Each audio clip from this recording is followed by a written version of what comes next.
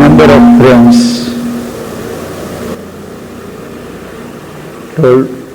told us that they have to go to the theatre today, and they were feeling sorry that they would miss our Savitri readings.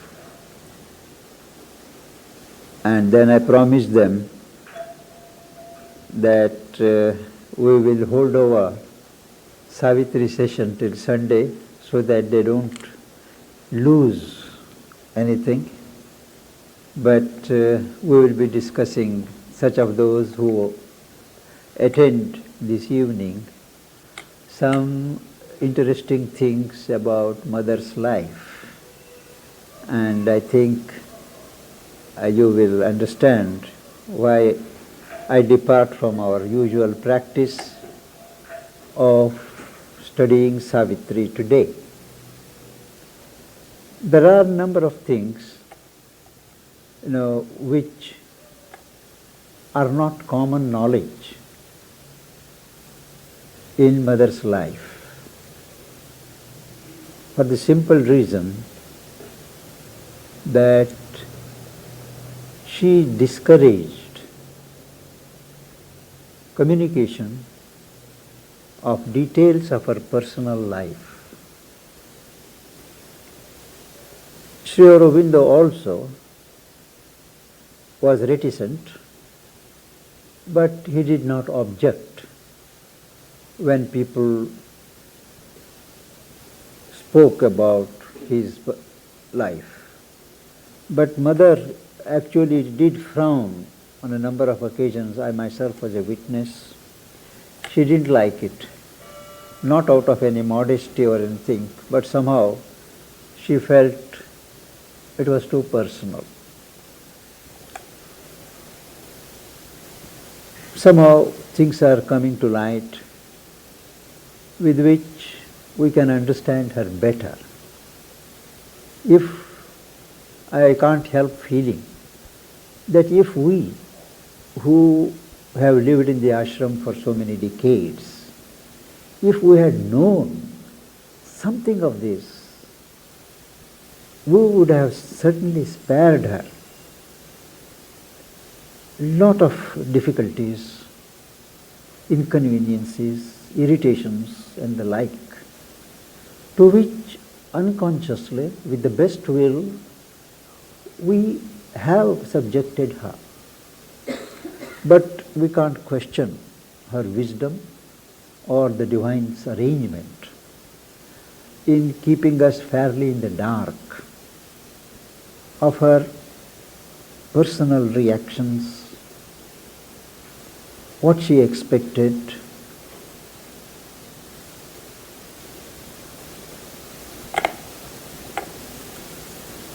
and even now we find we have a lot to educate ourselves on studying her own writings, her own talks, and collecting from others things that happened in their personal lives as a result of mother's contact. A few months after mother left her body in 1973, I collected what is called my most memorable moment with the mother. I put a notice on the board. I approached persons individually. My whole purpose was that if each person can communicate the moment that he treasured of mother,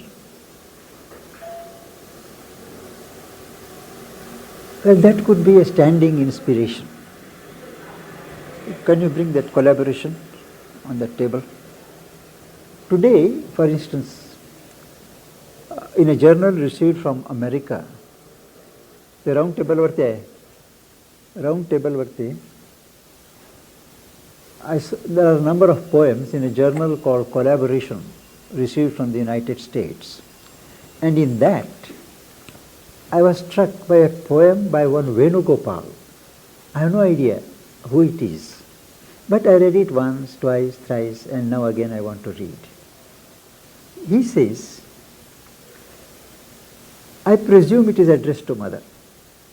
He says, what little I have of you, what little can do with what I have, 30 seconds of your fierce attention 13 years ago, and the rest, books, photos, flowers, hours of vague speculation about the invisible worlds in which we may be together still. I pray as I think back on a long day when I did not think once of you who changed me to what I am and what I do with what little I have of you. It's wonderful. It moves something in the depths. That man treasures those 30 seconds. And she lives there. Anybody who reads can't help feeling the vibration. I wanted to capture those moments. I knew very well the answer which some people haughtily gave me. He said, all moments are memorable. I have no one favorite memorable that I know, but within that there is something we treasure. A few responded. I had them published, and the only persons who took interest in it afterwards were those who contributed to it. But gradually, over the years, the copies were exhausted, and now people are asking, why don't you print it again? Then I said, more people should write. And when we have enough, we shall see. So each one has received something from her in his own way. The way in which I receive and I cherish is different from the way in which somebody else will. Now, you must have seen a photograph of mother sitting in a window sill. There is a dog. But as far as I know, mother never spoke of dogs, but she speaks of cats. And she recalls that her association with the cats started as early as when she was less than 30. She met the king of cats in Tlemcen when she was with the Theos, and she had a pact with the king of cats. She says, cats are carriers of vital force, and the king of cats is a vital being from the vital world. They absorb vital energy like anything, and they exude it. And she found them very conscious. Particularly, persons who are dead, their vital energy would easily transmit itself in a cat. She narrates one or two instances of her life in Paris. How one person who was attending her meetings, weekly meetings or those regular meetings, he failed to come. He was a kind of a loose character. And all these people thought something must have happened, somebody must have done him to death or something like that. But they didn't think further. But after the class was over, when mother opened the door, one of her cats, one of the cats whom she knew, it jumped up on her shoulders violently, and she looked. The eyes of the cat were the eyes of the young man who failed to turn up. Exactly, she says, they were that eyes. Then she felt something has happened to him. And next day the papers announced that he was dead. Similarly, during the war, somebody known to her, his eyes appeared in a cat which came to her in distress. She immediately remembered that gentleman because the eyes were exactly his. Much later it came to know that he had died in trench warfare. He had been shot by the enemy fire or something.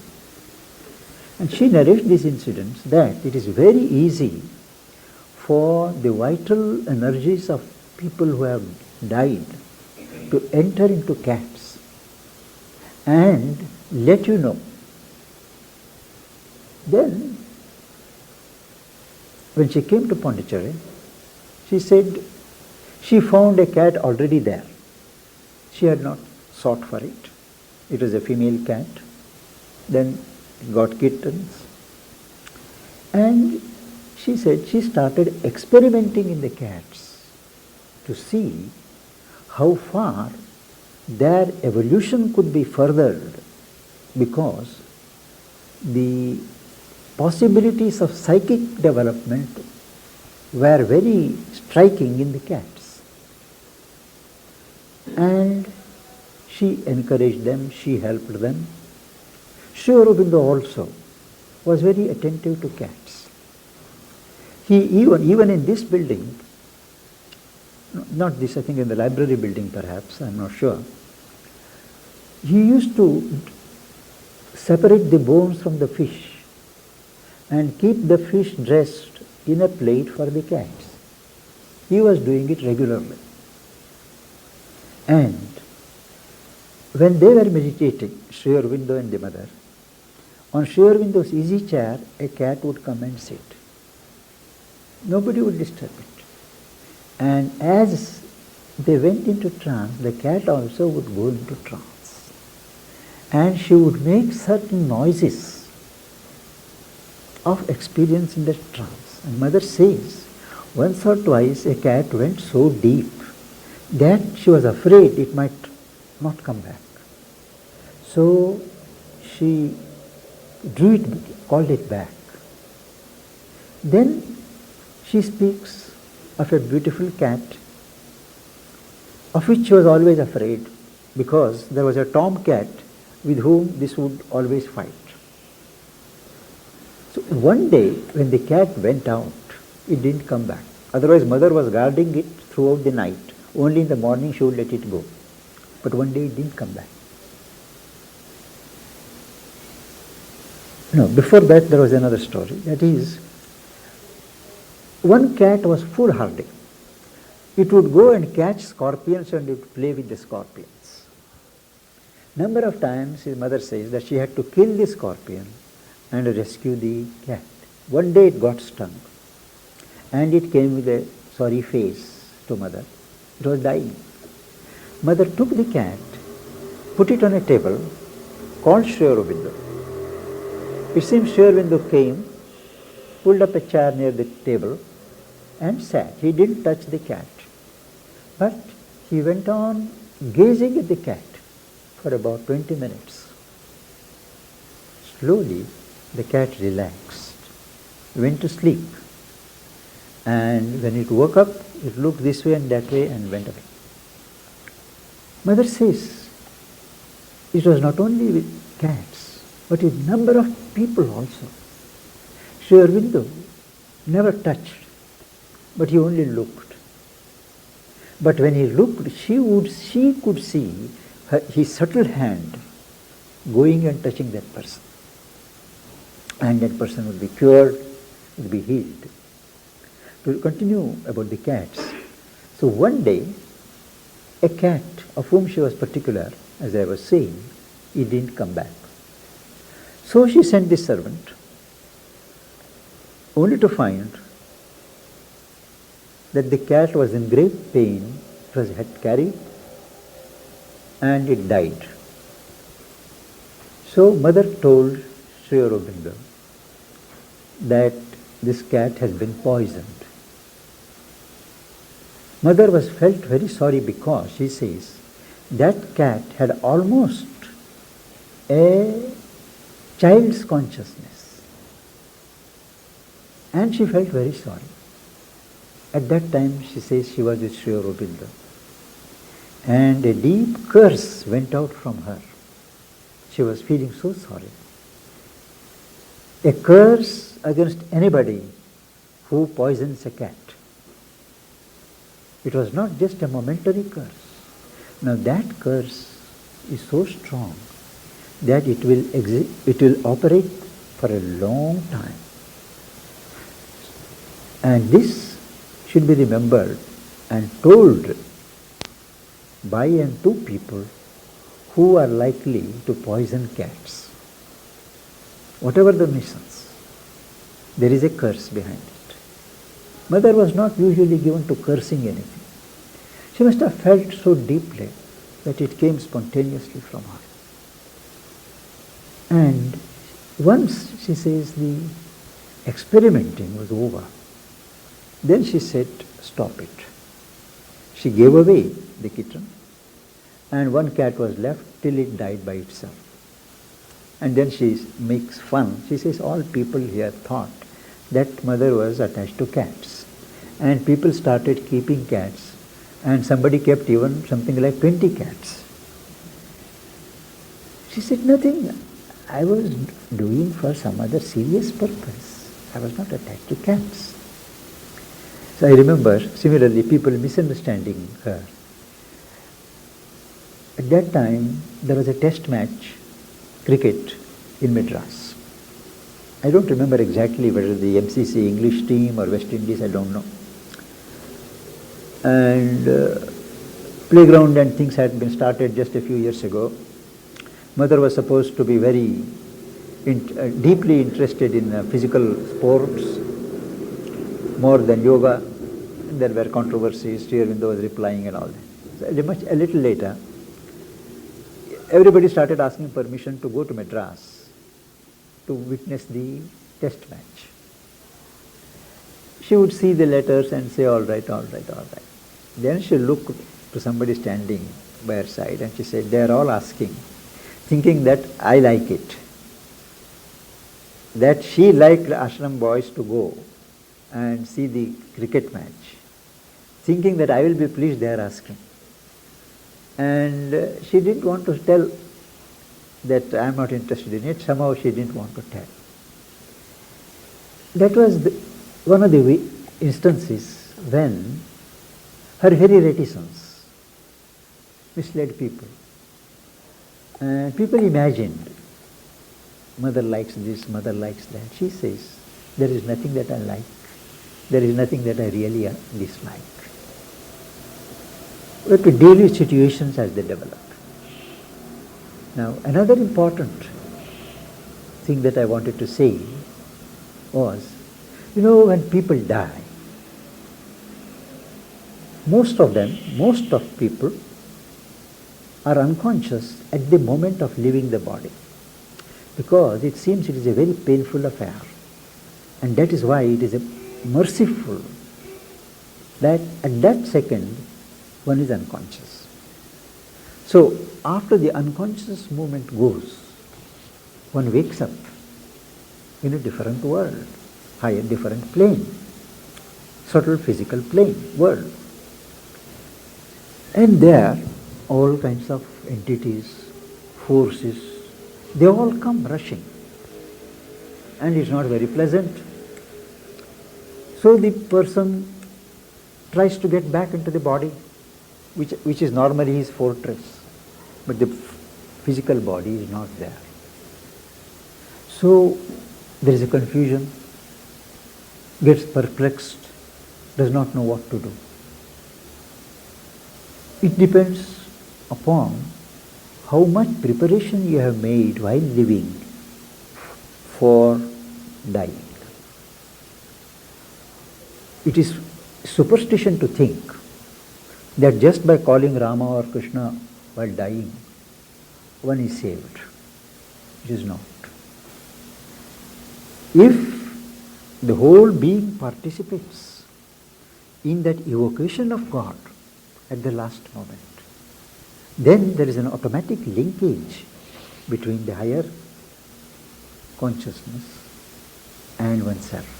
But that doesn't happen. People are so much attached. People are so sorry to leave the earth. People are sorry to die, that one doesn't really think of God and things. If you think of God at that time, it is in your selfish interest to save yourself. But these are all stories. But if, however, we have made an effort to be conscious, to gather our consciousness around our psychic or mother being, and made an effort to separate from the body during meditations or normal when you sit quiet, a little separate from the body, then when the actual body goes, it doesn't affect you very much. So some kind of preparation is necessary before you are ready to die. Such people, even in that state, they remember, now I have come over here. They will call mother, they will call God. And if you have read the accounts in the Reader's Digest and other books of reports of people who have gone during operations and things or accidents and come back after 1 or 2 hours, you will see that a being of light meets them. They say it is Jesus Christ, they say it is this Guru, that God, whatever it is, a being of light. It may have the form of a person or a figure whom you adore, whom you worship, and that helps. Now, that is only an immediate help, but thereafter you have to live down your desires, your attachments in the vital world. Till that is done, the vital sheath does not drop. And if you have had pleasant life, looking at the bright side of things, well, you have a pleasant period there, till the pleasant things are worked out. That is called heaven.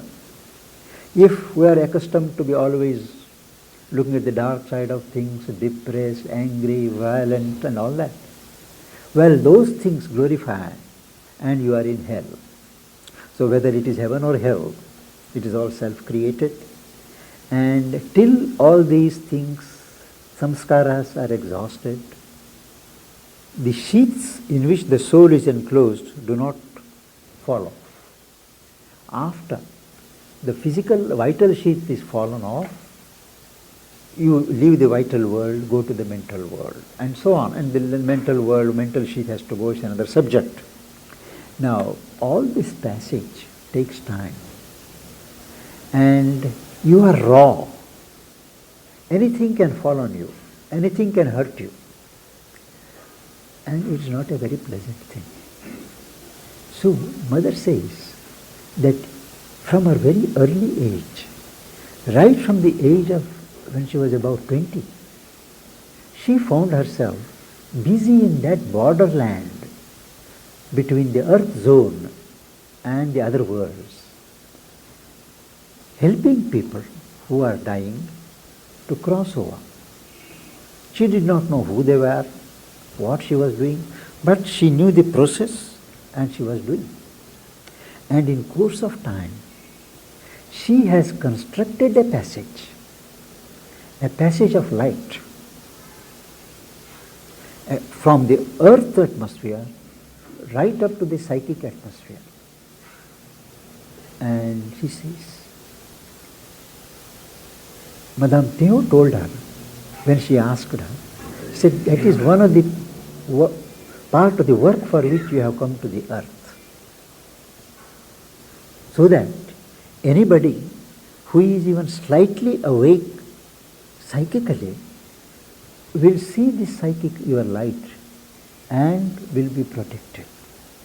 Now, Mother herself has said on other occasions that she has not only built the path of protection, but there is a sentinel of light. At the border there is a sentinel, her sentinel of light. Whoever it is, it need not be her disciple, it need not be our ashram person, anybody dying.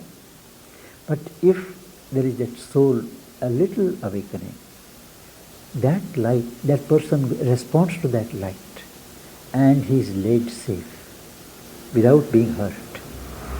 Then mother laments how even among her own devotees, I won't tell the names, but I know the names. Somebody who was always showing much devotion and all that, calling mother, mother and all that, when she passed away,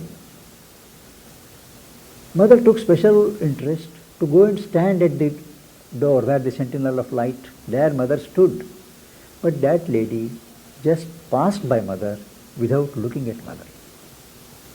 She was so much engrossed in her desires, attachments, formations, that she went straight to that world, her world. Similarly, there was another distinguished man who was coming from outside. Mother was very kind to him. His wife also. She passed, but she didn't recognize mother. She passed by mother, looked at mother, she didn't recognize. That shows, mother says, that our professions, they are only on the lips. It is not a deep call. It is just a mechanical call. So it doesn't evoke any response. So my purpose in telling you is this, that we think mother has done so much here, mother has done so much for us, for the ashram.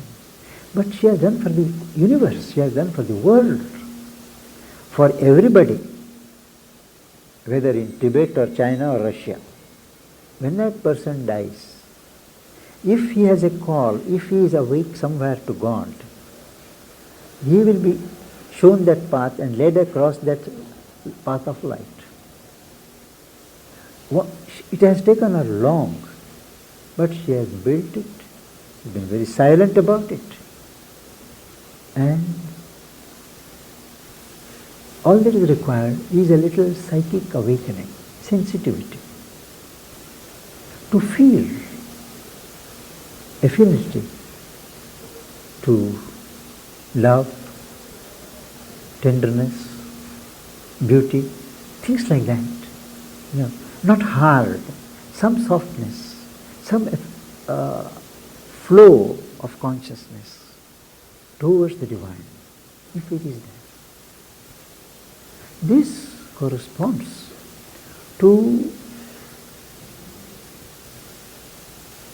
what is said in the Upanishads, that if you want to be conscious during your passage to the heavens, you have to learn to be conscious when you are alive. Nachiketas has been told that to reach the kingdom of death and come back consciously, he must develop his consciousness while on earth. Purpose of yoga is to teach us to be conscious. Conscious means what? Consciousness is a big word. But for us, ordinary human beings, it is awareness. I must be aware. When I am talking to you, it is not enough that I am just talking, but I must be aware of the context, of the setting, of you all, of what I am going to say, what I am saying. Now this full awareness, that is consciousness. We have to learn to be conscious in little things of life. It is vain to think that in big things we will be conscious, small things are unimportant. In the passage that we were to read today, we will read it on Sunday. Sri Aurobindo says in Savitri how, where this consciousness lacks, where this awareness lacks, those evil traffickers, they get a chance to intervene. evil beings, mischievous beings, get a chance, an opening, when in our unconscious moments. So if we are taking a cup of tea, for instance, it shall not be done mechanically. It is an opportunity to be learned to be conscious. Conscious of what we are taking, conscious of what we must do to offer it to the divine, to take it as prasad, to enjoy the rasa of it, so that it gives its nutritive element to the body, if it has any. While taking bath, do it consciously. We do it mechanically. We think it is a waste of time. But no, for a person who does yoga, nothing is unimportant. Every moment, something has to be exercised. Attention, awareness. Only by that we develop the habit of being conscious. And this habit of being conscious comes more easily in a climate, spiritual climate like India's, because we are born with the feeling that there is God in everything. We may call it now consciousness in everything, life in everything, but we say God is in everything. So we don't trifle with things. Our culture is such from childhood that, for instance, we don't throw a paper and trample upon it. We feel Saraswati is in the paper. So we do like this, if by chance our foot falls on a newspaper. But at any rate, during my childhood, it was like that. We could never think of spitting on a newspaper. We said, even a newspaper. We said, there is a Saraswati there. That culture, it has given us certain inbuilt advantages of perceiving divinity everywhere. And once in that background, it is easy to be aware, to be conscious. You all know the joke, how, where on the first floor, before mother went up to the upper floor, where she was sitting just at the door before you go to the staircase upstairs. She was sitting on that half sofa chair with reclining, and maybe Nalini, Amrita, myself and a few others were sitting around with papers. And there is a sill. There is a wooden almirah where Champaklal keeps books, and there is a projecting sill. So Amrita would sit here, and after he did his work, he would get up and dash his head against that sill. So somebody proposed that that sill can be removed. Mother said no. Let it be there. It will teach people to be conscious. It opened my eyes. How? Small things. She looks at it from a higher point of view. Amrita was a sport. He laughed and he told me that this has happened. Very small things. She would note. There was Lilavati Dutt, Charu Dutt's wife. She got a grandson. So they sent a photograph of the child, and they had put the name Arising, Arising. So I happened to be there. She showed me. Look. I read it, arising. It was arising, but she noted that it means arising. So I asked her, should we ask? I didn't see that. I thought that she wanted the name to be changed or something. My wavelength was different at that time. So she said, no, it's not for that. And she didn't say further, but afterwards I saw why. She wanted me to note how unconsciously people have given a name, but it is indicative. This small, nothing escaped her, nothing. She was kind, she was compassionate, and she didn't want to hurt us. She wouldn't remark or even let us know. I have known cases where she has known how a particular person has tried to cheat her, but then she has issued instructions to the secretaries. That person must not know that I have known it. Because if he knows, there will be always a wall. And her intention or purpose is to reclaim that person, to change that person. That will be affected. She didn't care if that person was insincere to her. She wanted to make him sincere. And that would be blocked. If a wall sprang up, that man developed fear. That mother has come to know. Her way of working, silent, from behind the veil, always helpful. She never cared if anybody insulted her, anybody abused her. Once, it was 11:30, papers had been signed. She just brought up, she vomited a little, and then Amrita asked her whether anything was upset or something. She just gave him a letter. It was a letter from a departmental head, finding fault with her, calling her names. And that letter, she didn't say anything.